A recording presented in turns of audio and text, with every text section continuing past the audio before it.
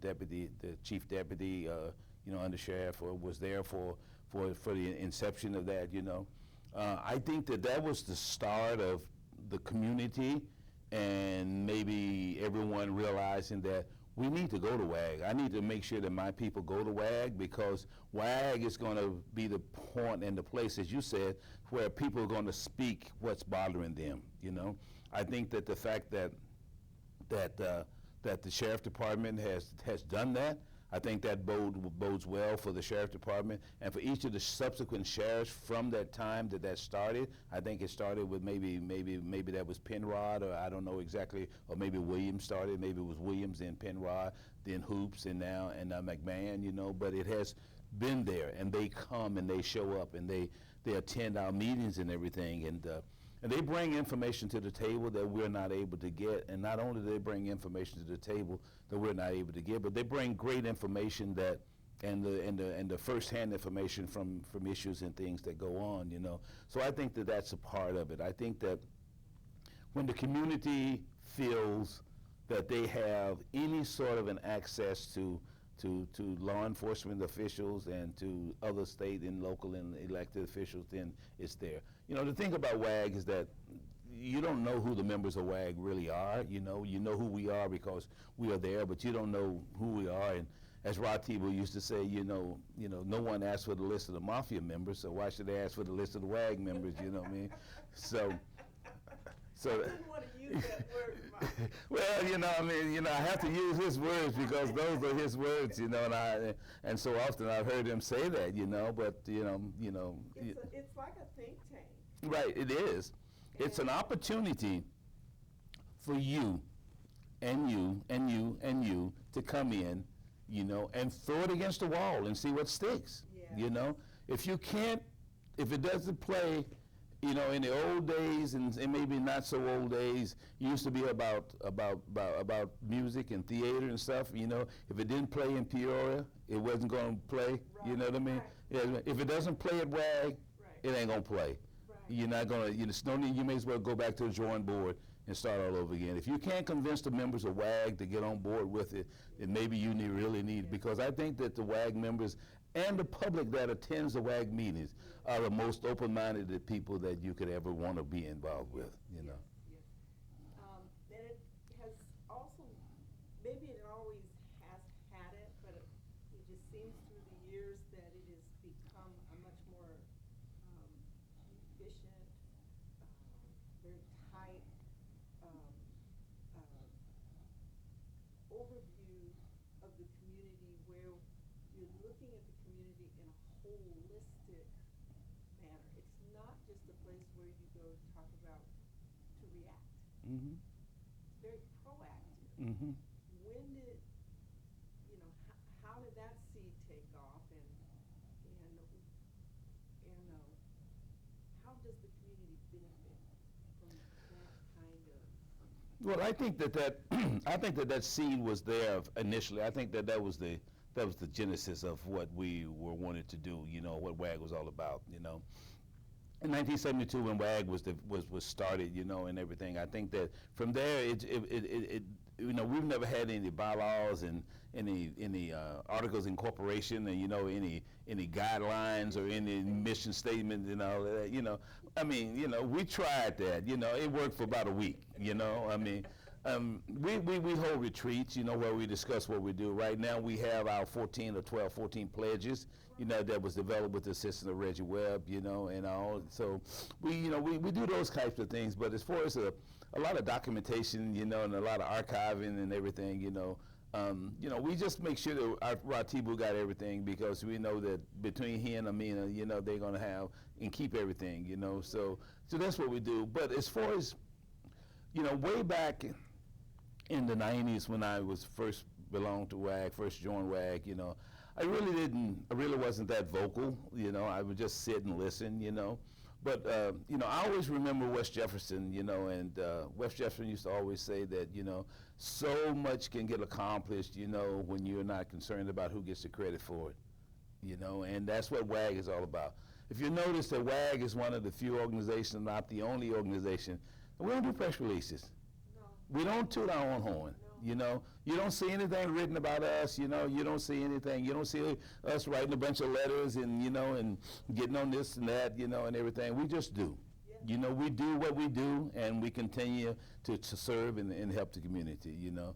I mean, we've had people come to WAG because, you know, somebody did something to their lawn, you know, and somebody did something to this, or they couldn't pay their electric bill, or they couldn't do this, or, you know, a baby girl is trying to get back to school, you know. So, you know, we'll take a collection right then and there, Yeah. you know, and give it to the person, you know, and get them back to school. You know, we always work hard on getting scholarships for kids, but we never work hard on getting them food to eat when they're in school, you know, and that's what we always try to do. We always try to have those monies available if we can, you know. And we're not a rich organization by a long shot, you know, but Almost a mini municipality. well, you know, we are where we, you know, if you look around the membership of WAG and those who participate on a regular basis, you know, you have retired fire people, you know, you have real estate people, you know, you have photographers, you know, we have videographers, you know, we have current CEOs and CFOs of different organizations, we have executive directors of different organizations, we have political people who work for the political, we have small business owners, you know, we have a lot of retirees, you know, we have a lot of entrepreneurs, you know. Everyone works for themselves or works for someone where they're not afraid of their job and their job stature, you know, not afraid that, well, if I attend WAG, you know, and my boss finds out about it, maybe I won't have my job, you know. That doesn't come into play, you know, so that's just not there. But a little part of that too is the protection that one has because nobody knows who all the different are. And Well, you never stand up and take credit for no. many things. There are probably many functions or many items that are in place that probably have WAG's There- fingerprints on them, but we probably won't ever have a comprehensive, Well, there's a lot of people who are still working. I- They still have their job yes, because of WAG. yes, But WAG doesn't go around asking them for a donation because we help you get your job. Right. You know, we don't do that. You know, we just do what we can do, and if we can do it, we'll help out, you know, and then we'll see, you know, we'll see the benefit of the harvest, you know, but that's just what we do. right, You know. right. Elected officials who, I often notice that people who are interested in running for office, one of their sides, in terms of getting their permission or getting their support, you'll see them come to WAG. I've seen everyone from every level, whether they be county, whether they be at a city level, wherever there is a possibility of being elected, who makes WAG a stop. How did that come to be? And Well, I think that as WAG progressed over time, I think that the people who are running for office, especially those in the local community, and I'm defining the local community. If you were to take a pen and put it in the center of San Bernardino and do a 75-mile radius around San Bernardino, I think that those elected officials, whether it be for supervisor, whether it be for school board, whether it be for a council or mayor, you know, or sheriff for the county, you know, I think that and let me make sure that we understand that, you know, no one comes to WAG to get permission to run, okay? However, they come to WAG to ask for WAG support. And the reason that I believe that they come to WAG to ask for WAG support is because we are the 999,000 pound elephant in the room, okay? agreed. Okay, we are that elephant in the room, okay? And because we are that elephant in the room, our reach is far beyond anyone's comprehension, okay? We don't do a lot of publication, you know, we don't publish a list and go do this and go vote this, you know. And WAG may say we support X, but we don't hold our members to the fact that they all have to go out and support X. No. But WAG as a unit will say who we support and who we do not support. Now, maybe that's, you know, something that people believe that if they don't get WAG's endorsement, it's something to them, and I firmly believe that's true. Yeah. You know, I don't think that you they'd can. be coming. I don't think you can bypass WAG and No. expect to I don't. to have an easy run. You know, for an election. You know, we've had people come to us and ask for that. We've had people not come, and you know, they're probably still working at their jobs. You know, what they had before they decided to run. You know. We'll help out. You know, we'll gladly help out. You know, some of our members of WAG are very astute, you know, in the election process. You know, we have a lot of people who know how to run an election, how to run a campaign, you know, how to do this and how to do that. You know, the expertise in WAG is beyond reproach. You know, I could not dwell into how much expertise we have from all different areas, you know, and everything. It's just phenomenal, you know, what you get. You know, if you were able to take all the WAG members and put them in a room, you would have you know, Rand does not have a think tank that would be better than what you would get that, you know. I agree. So, I agree. yeah. We've already had an example of what WAG's efforts with the Sheriff's Department. Talk about the equity agreement with San Bernardino City Unified School District with regard to African American students. Some years ago, WAG worked with the San Bernardino Unified School District to get the TIP program, you know, to make sure that the African American students were receiving. Took a long time, took a hard battle, you know, but we worked on it and we got it to working. And I think that the relationship that WAG has with the San Bernardino Unified School District, you know, is great. You know, we still have a long way to go, you know. Walter Hawkins is our chairman of our education committee, and if you know Walter Hawkins, you know that he knows every statistical data that there is to know about, you know, about schools and about anything. You know, he's just the greatest researcher there is out there, you know. And that's what we do, you know. We try to make sure that we help, you know, and we work with these different offices and everything and all. And it has been good, you know. It's not there. It's not completely finished and everything. It's all a work in progress, but it is a work and it is progressing, you know.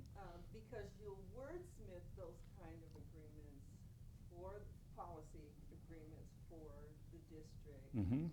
You'll speak with district officials regarding your concerns based on your data analysis. Mm-hmm. Mm-hmm. You will educate the community regarding the issue and promote the awareness into action. Mm-hmm. All of that is done in some very organized, thoughtful fashion, and yet it may never, no one will go back in history and say, WAG held this forum, Right. WAG wrote this piece. We're not. I think for most instances, San Bernardino City Unified will give you credit for the TIP Right. policy. We're not trying to toot our own horn. We're not trying to get a pat on the back. You know, we're not trying to get our picture and a plaque on the wall. You know, I mean, we just don't. It's just not what WAG's all about. You know, we're not. You know, we're not. I don't know if we're selfish or unselfish or. You know, I don't know those fancy words that you use to define. You know, what kind of people we are. You know, but. You know, we just do what we do because what we want to do, if nothing else, is we want to help the community. We want to make sure that the community strives and grows and everything is good. So that's what we do, especially our youth. You know, it's all about the kids. You know. Absolutely. Project a little bit. How will WAG sustain itself? We've talked about losing one of our great leaders in the TV. And I imagine, you know, just like historically when Moses left and Joshua had to pick up the reins, how do we do that? How does WAG do that? Well, we realized that when we lost Wes and we lost Frank Stallworth, you know, and I can't think of his name from Temple. I'm sorry, from New Hope. Wilbur Brown, you know, we had to have people to pick up those areas, you know. Right now, I think I've been the president of WAG since In perpetuity. Yeah, in perpetuity. You know, I think I've been the president of WAG since 1997. Maybe not since 2007. Because There are no bylaws. right, there's no bylaws. You know, there's no term limits. You know what I mean? No 2 terms and you can go. You know what I mean? You don't get to stay in for longer than 2. I think I was the president of WAG from '93 to '95 or something like that, and then you know I still belong to WAG, but I left for 3 years and went to Georgia, you know, and worked for Habitat for Humanity for 3 years, and then I came back out here. And as soon as I came back, I went right back, found out where we were meeting, and I've been right back in WAG, you know. I think when Wes Jefferson passed away in 2007, I think I went to a meeting, and they looked at me and they said, okay, you're our new president. And I was like, okay, you know, that's how we elect people. You know, we don't have the primary and the general election like other organizations do. You know, one day I was there as a member, and the next day I was the president. So we just kind of designate people, you know. Ratibu was our treasurer. You know, he had been our treasurer for as long as I can remember. He's been a part of WAG, you know. Well, Joe Mays has assumed